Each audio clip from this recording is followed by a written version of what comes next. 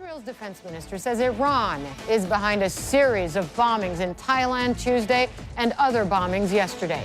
Bangkok police have 2 Iranian suspects in custody and are searching for a third possible bomber.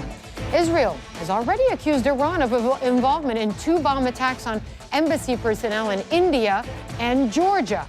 Let's get more on this. Scott Stewart is a vice president of tactical intelligence for Stratfor, and he joins me now from Austin, Texas.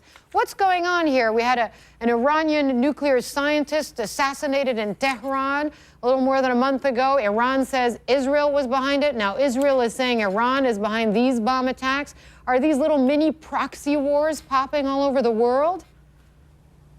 Well, Holly, yes, it is. And it really goes back to some other events that we've seen unfolding over really the past year. We saw in October the U.S. had sealed an indictment against an individual. They claimed work for the IRGC, who was attempting to hire a member of the Los Zetas cartel to kill the Saudi ambassador. And then last month, we saw several threats in places like Bangkok, which was the scene of another event today, but also in places like Belgrade and even in Baku, Azerbaijan, where there were people rolled up allegedly threatening to attack Israeli diplomats. So where does this all go then? I mean, if indeed Iran and Israel are fighting each other through assassinations and attempted killings in cities around the world, does it morph into something bigger?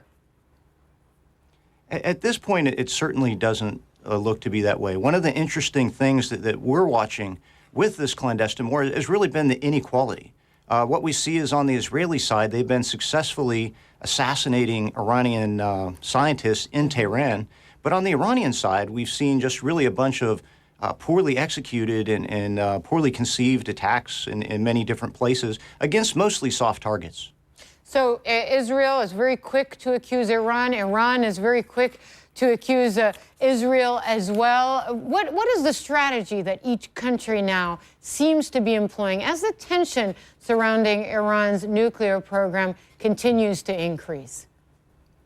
Well, certainly, these attacks that have allegedly been carried out by the Israelis against the Iranian scientists were very well targeted. They went against specific individuals, in Tehran who were fairly well protected. And this is going, in contrast to the Iranian attacks, where we've seen much more widespread and going against soft targets. We saw the wife of a diplomat in New Delhi targeted yesterday. She was going to pick up her children from school. Yeah. So there's really an inequality in the level and the professionalism of the attacks that we're seeing. What impact, if any, will this have on Iran's ambitions with regards to its nuclear program? Well, certainly, according to the Iranian rhetoric, it's really steeled their will to continue with pursuit of the nuclear program.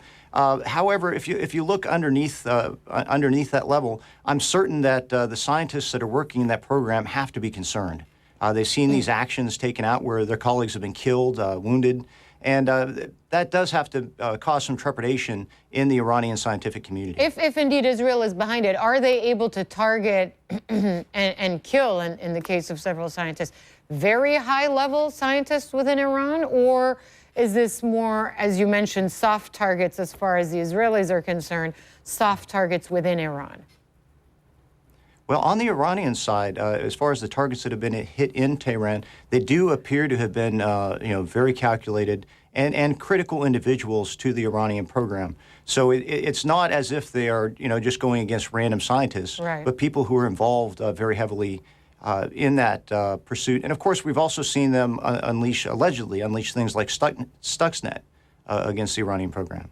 Okay, thanks very much, Scott Stewart of Stratfor, joining us from Texas with your analysis. Thank you.